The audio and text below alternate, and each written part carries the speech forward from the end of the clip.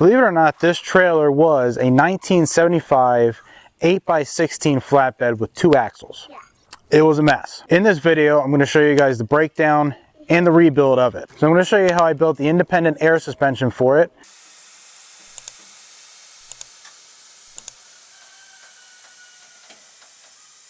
And I'm going to show you all the 4 basic processes: flux core, MIG, TIG, and stick. I'm going to show you why I use the different processes, and I'm going to show you all the mistakes I made along the way. I've got all the parts here that I need to do an independent A-arm suspension for the trailer. I'm going to be doing air suspension. This air suspension system that I got is actually a helper spring system for a Toyota Tacoma pickup truck. I'm going to adapt that to use on the trailer itself. First thing I need to do is get them heavy ass axles off. Let me explain why I'm converting this old 1975 dual axle trailer to a single axle air ride off-road flatbed instead of building it from scratch. In my state, to get registration for a custom trailer without a title, it is way too difficult and expensive between paperwork and inspections I would have to go through. So I checked with the DMV, and as long as I am not increasing the capacity or changing the design of the frame of the trailer, then I'm good. I got my plans drawn up, so I just need to follow what I've been drawing. Hopefully this works out. This is the tubing I'm going to use. This is a piece of 2-inch square tubing that is an eighth of an inch thick. Pretty sure it's going to be strong enough. A lot going on today. Something like that there. Okay. Put it right in the center.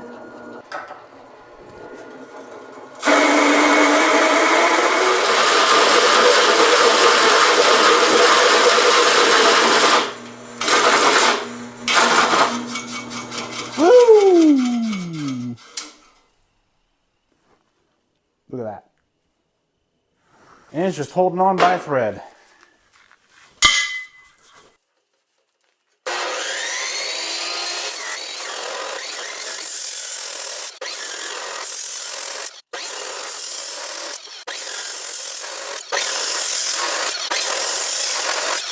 Going to have the wheel out in this general direction.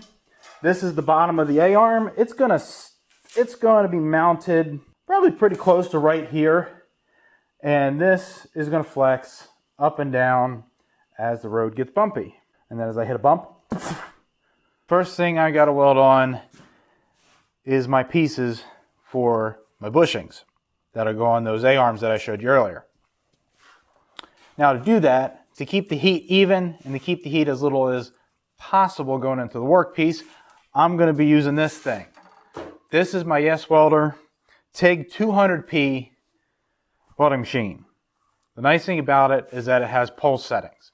So I can set it up so it does pulse, so it minimizes the amount of total heat input into the workpiece. That way I get less warpage and less distortion. Let me introduce this as well. This is the YesWelder LY800D welding hood. Nice thing about this hood is that it has almost like panoramic vision, so you get a lot of light into it, and your darkness setting is the only exterior dial. So if you're reaching up here with your gloves and you're trying to figure out how to turn it up or down, you don't have to worry about 3 different switches or 3 different dials. You just pick up the only one that's there and just dial it in as you need it. So where am I at now? Ooh, I gotta turn that up a little bit. Look how nice this fit up is.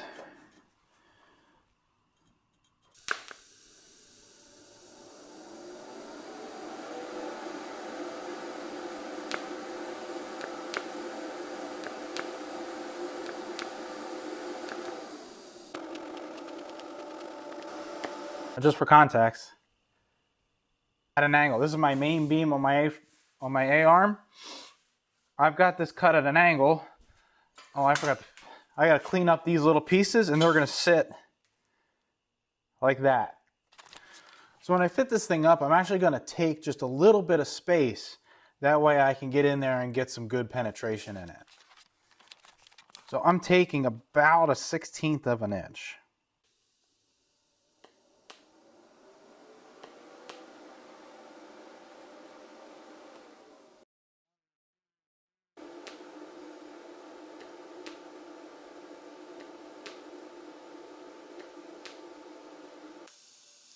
I have said before that I am not what I would consider a master TIG welder, but these pulse settings on the TIG 200P, along with the steady arc and trigger controls and adjustability, make welding so much simpler. Plus, it helps make my welds look like I am a master. Pretty happy with that one. Sometimes.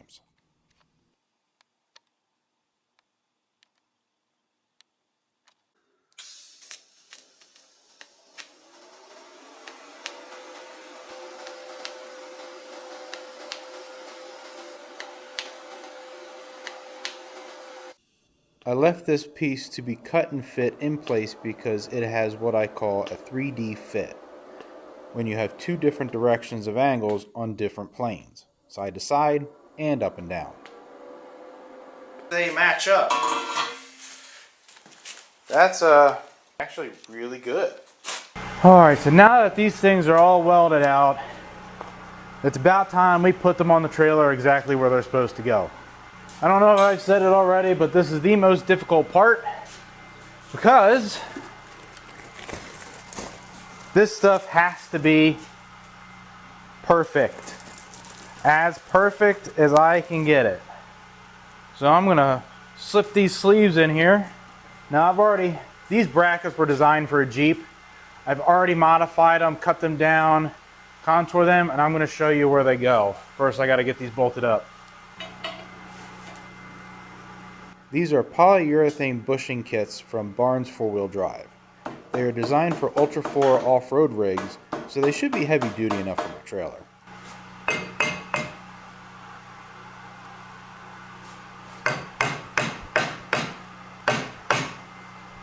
I'm sure they'll loosen up as I get to use them.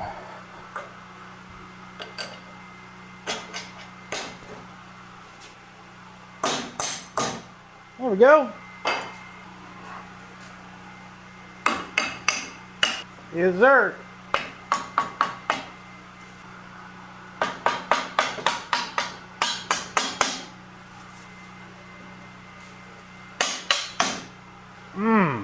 Look at that right there. So does it make a little bit more sense now? These A-arms have the tires sitting off right here off the axle. These are independent. I got my air spring somewhere in the middle here. And this is gonna whoop, sit up like that. And every time we hit a bump, they're a lot bigger than I visioned, but I guess that's not a bad thing. Now the reason why I'm stick welding this here is because this metal is not clean. In fact, I'm better at stick welding anyways.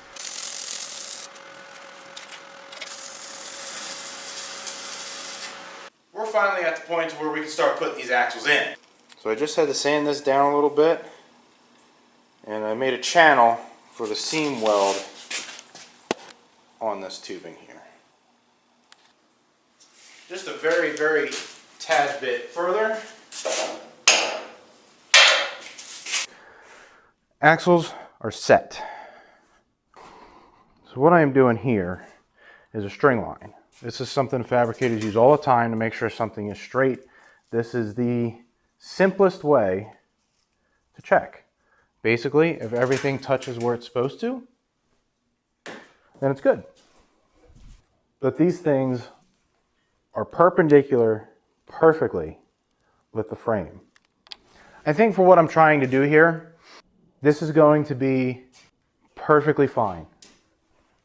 That is as close as I can get it. And a matter of fact, I can even heat that backside up a little bit and get them to toe in just a smidge. All right, I'm gonna TIG weld all this stuff because it's very important that this is a very strong weld. I've got 70S6 to use. This is all cleaned up. I'm gonna run this thing on the pulse and get this thing going.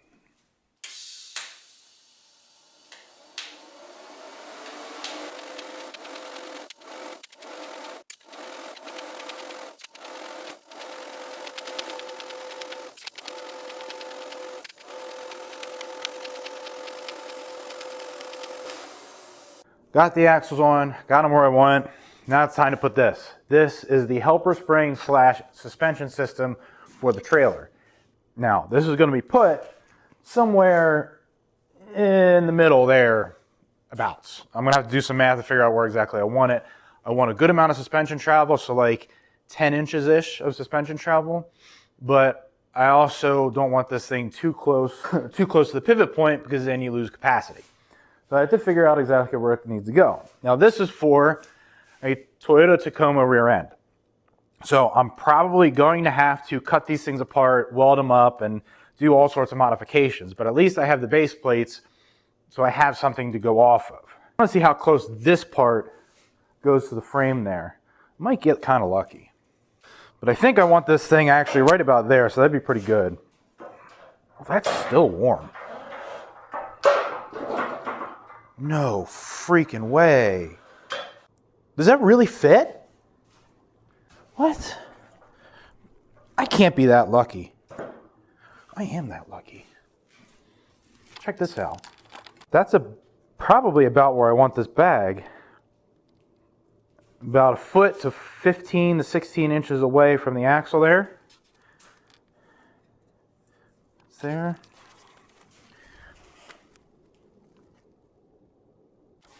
I swear to God, that was not planned. All right, multi-process machines are great, but sometimes it's just easier to have a machine set up and ready to go. My 200P is already set up for TIG. I don't feel like taking it apart. My 211P is already set up for pulse welding. I'm gonna break out my YWA 160, which is the one I keep on with me all the time, and just stick weld this thing on. Again, I've got a lot of dirt and grime and stuff in this spot, so stick welding is best for this situation because it's not clean metal.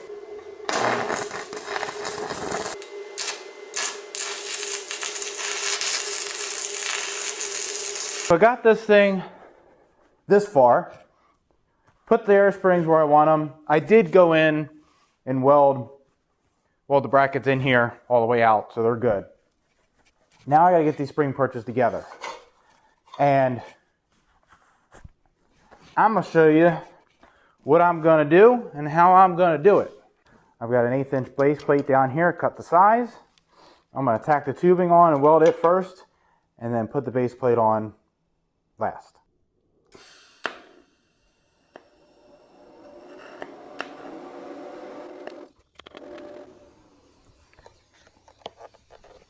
Trying to avoid taking these A-arms off because they were a pain to get on with them polyurethane bushings. Loud noises! So if that could just stay there, I can weld vertical way easier.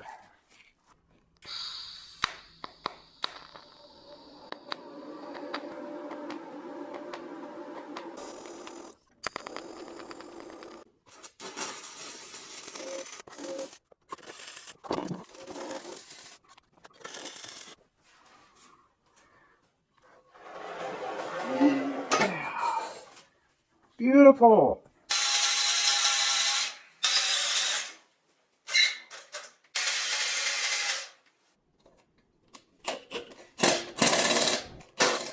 We'll put about 25 PSI in it. Here we go. Woo!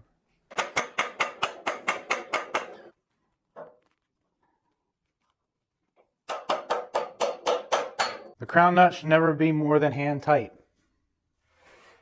Any more than that, you're going to bind this axle up and it won't spin freely.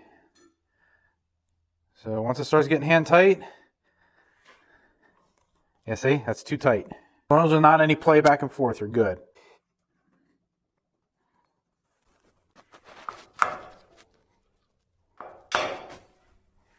Okay.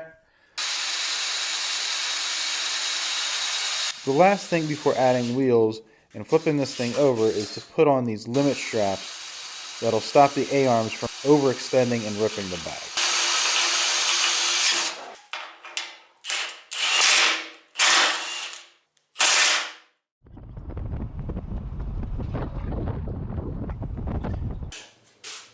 This stuff is 1-inch Schedule 80 that is probably 15, maybe even 20 years old at this point. To get a proper fit up, I need to use a pipe notcher. This tool uses a hole saw bit to cut or knock the pipe so it saddles it properly, making the welding much easier. This tool is easily accessible, and I actually got this on Amazon for about $100.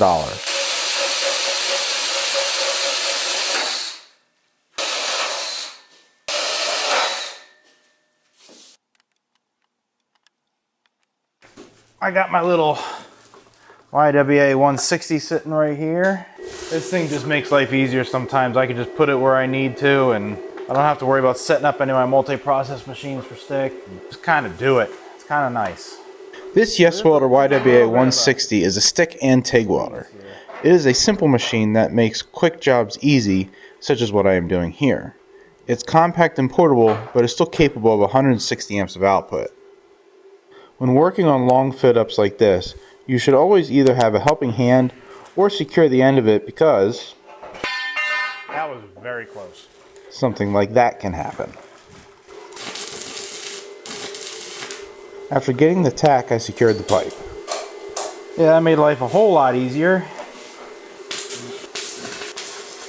When I cut it off, I cut this end off here. I wanted it a specific length, which was at the end of this box here. So I'm going to set this where I want it. General area right there.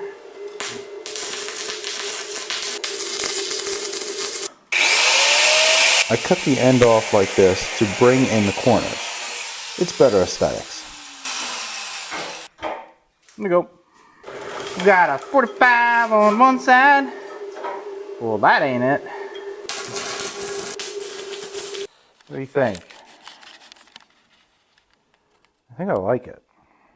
And now that I got the sides all tacked up, I'm going to weld all this pipe out. Now this time, that I haven't done in quite a while, I have some gasless flux core left in my 211P.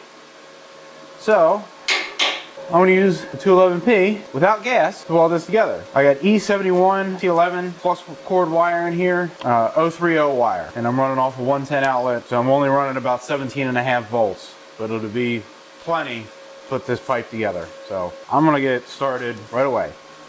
The YWM 211P is a very powerful and smart machine, able to do pulse spray transfer as well as double pulse, and can save 9 different combinations of settings. But it can also be used for simple jobs. This machine is more than capable of running gasless flux core. Just take the time to dial in the settings manually, and don't forget to save them in the memory bank. I got some 2-inch angle and a piece of 4x8 1/8-inch plate. The center of the trailer deck's not going to be steel. I'm going to put a piece of plywood down, which is what I have here. Now the reason for that is really more of weight. This is much lighter and also much less expensive. The angle is basically going to hold the plywood down. I also got carriage bolts and stuff that I'm going to use. The plywood is 3/4 inch thick, so the angle will be about 7/8 of an inch over the top of the 1-inch pipe. To accomplish that, I needed to use an 1.5-inch hole saw bit and cut out a half moon like this to fit over the 1-inch pipe. So I spent some time, 4x8 sheet of steel that I got, well, 4x8 sheet of 1/8-inch steel that I got, and cut my sections out. So I've got 2 fenders, basically, and then I got the front piece still. I still have to cut the back piece yet, but I don't want to cut it yet until I get everything set. That's about what I want. Pretty close to it. After laying the sheet down, I marked the end of the sheet on the pipe. Okay, that's all marked. It's gonna lay right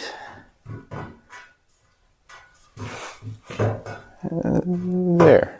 Put the angle on those marks and welded it to the pipe. I need to put an angle piece on the back here. So I took 2 pieces. I'm just going to weld them together. I meant to have that on pulse. Whoops-a-daisy. Pulse MIG tends to have much better penetration power compared to short circuit MIG. Plus, I prefer it since the YWM 211P has the capability. So I had to notch out for this 2-inch tube in the middle. A couple times back and forth. I also cleaned off some of this coating here. And we're going to put this in and see how she is now. I'm gonna weld these out first, and then I'm gonna clamp this down and put probably 1.5 to 2 inch tacks every probably 6 to 8 inches or so. I don't need to weld this whole thing out. Matter of fact, I really don't want to, because that heat will just cause warpage that I really don't want to deal with. After I welded the angle, it was time to weld it to the trailer. I was going to use pulse MIG, but then this happened. That is not a good tack. So I still have a lot of coating and stuff that's in the way. So I'm going to go to the trusty old stick weld. So I unplugged the gun, plugged in my rod holder, switched the stick on the machine, and ran a 6011 on my first pass to burn up any residual and fill gap. Brushed all the slag off and ran 7018 for my second pass to add some strength and pretty it up a little bit.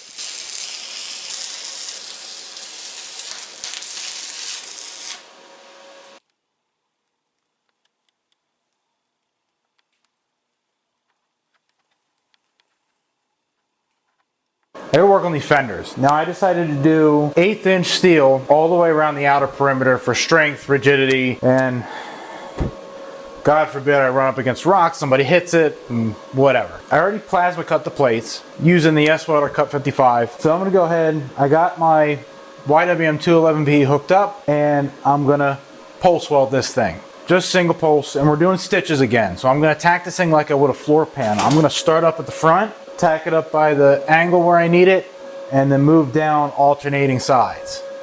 That's it. I'm gonna do like 1 inch stitches. That's really all I need. I don't need to weld this whole thing out. We're gonna hop right to it.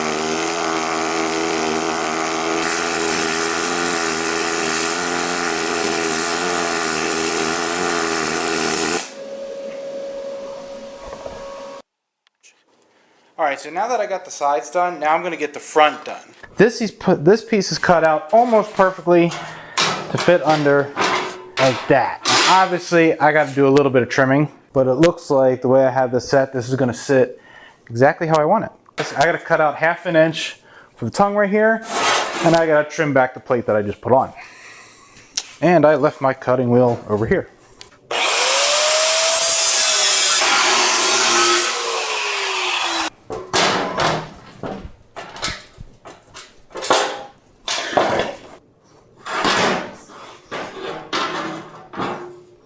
That's not bad.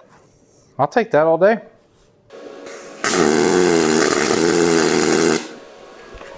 I'm gonna reach down in here with 6011 and tack this thing to the frame rail here.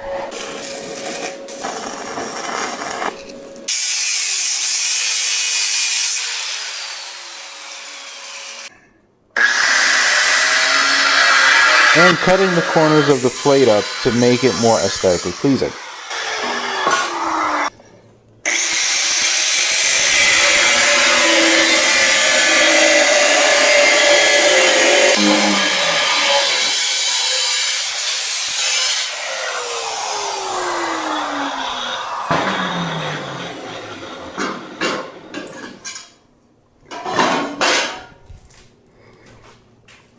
Oh yeah, that looks way better. I have a trailer taillight kit. Now these aren't the greatest looking lights in the world, but they will do.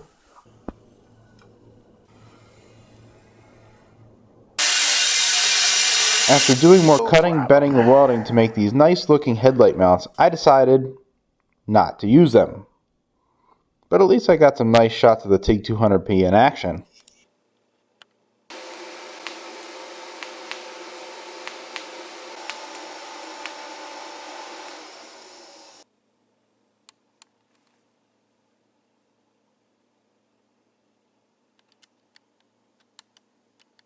I gotta get this back cleaned up. This is the piece that's going on the back. I gotta trim it up, and then I gotta get the back piece on. I'm trying to get this all done this morning, but that's a lot to do in a short amount of time.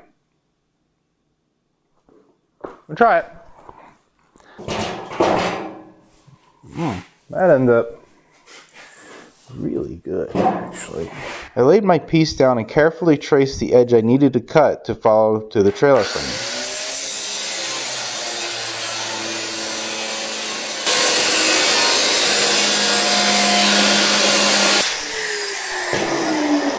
penalty to screw it up anyways.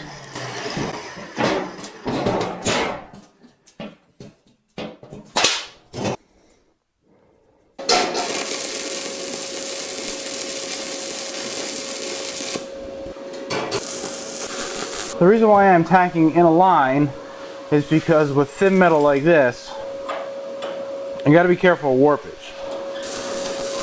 And as the heat moves through the metal, this stuff's going to move all around. So if I stay in line, as these tacks grow the metal a little bit, the excess is going to go to that side. Now we're only talking a little bit, but if I tack it in the corners and come to the center or fix this piece in place, it's going to buckle and warp and do one of these numbers. This is the piece that is going to be my tail. Gonna hold the lights, gonna cover everything that looks ugly.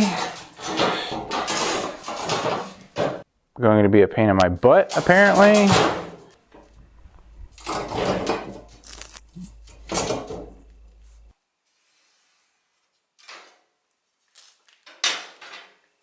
Of course, I had to bend the ends of this piece to follow the corners of the trailer frame. I'm using a homemade bender that I made to bend the tail to the right angle.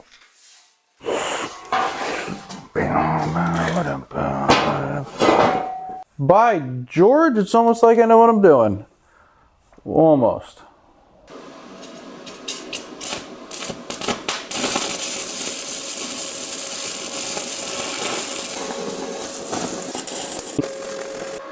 Give it the benefit of the doubt.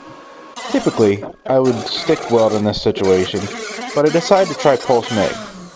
It's not ideal in this case because any impurities can negatively affect the weld in a big way.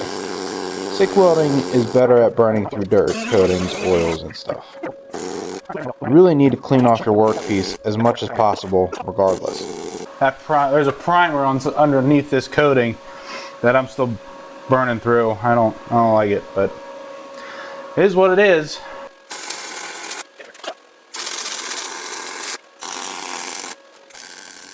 I am jumping around like this in order to keep the heat dispersed so I don't warp the plate. If I were to just weld right down the line non-stop, the rear end of this trailer would look like a piece of cooked bacon. Not really ideal.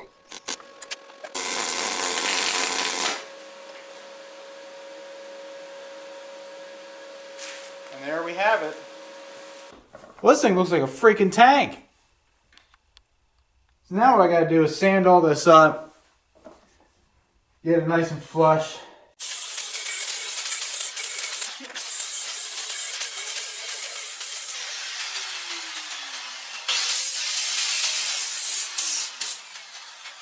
So this piece is for the front. I'm going to weld these here, make sure everything's nice and square. Use my TIG 200P for this, and then I'll bring it over there and weld it.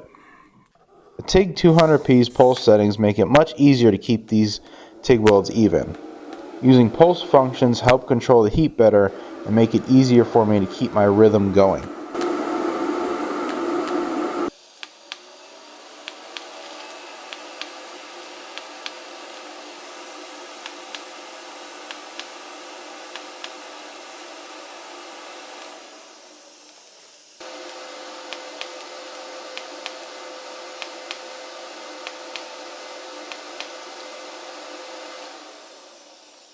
This is basically where this thing's going to go in the front. It gives it a little bit of bracing in here. Plus, I can put a little toolbox right here, which is what I intend to do. We'll go with it.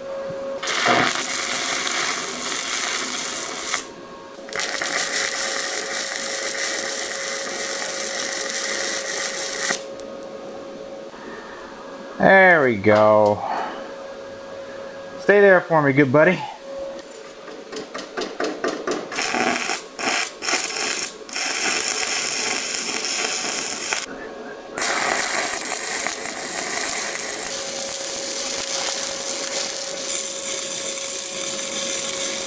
I'm adding a bunch of hitch receivers. These are 2-inch hitch receivers. This is one of them 2-inch to 1.25-inch adapters. I've got 2 of these that I'm going to put in the back corners here, kind of like Kind of like that, only they're going to sit further down. And I also want to put one on the front because I want to be able to put one of these on it, and I also want to be able to put a 360-degree swivel hitch that I want to make eventually for off-roading.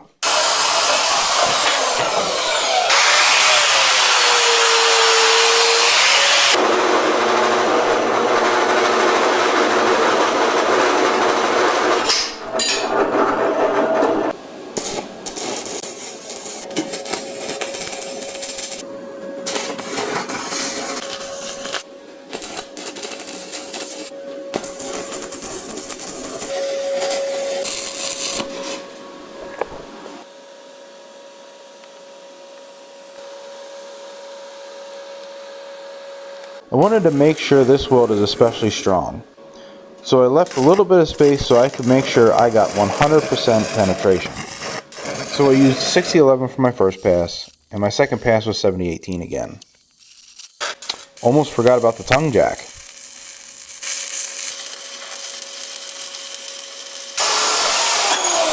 Because this 2.5-inch receiver is different in size compared to the 2x4-inch tube the original tongue is made of, I added a 1/2-inch thick gusset to the top for additional strength and rigidity.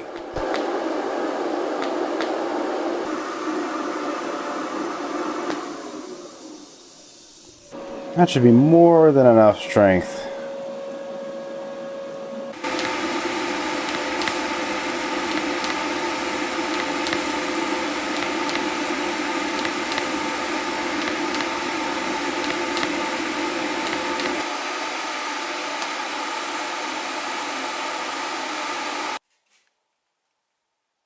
Now that all the welding is done, it's time to put down my grip tape on the sides. I rolled on some bend liner for the back and the front, as well as the A-arms, and once it dried, I reassembled everything. And finally slid on my wood floor. The fit was very tight, and after installing some lights, it came out looking like this.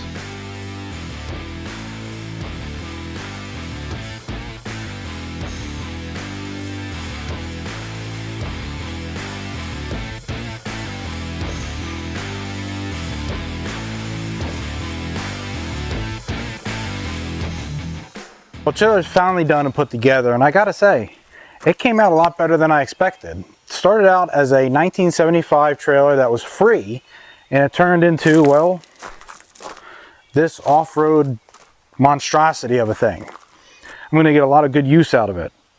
I love projects like this because it really teaches you more than what you can get out of going to classes. So I learned a lot. I was able to show you guys a lot. I'm kind of sad that it's over. I guess I'm going to have to find something else to build. But thanks for watching. Please subscribe to the channel and leave a comment if you have any questions. And I'll come up with something else. I'll see you later.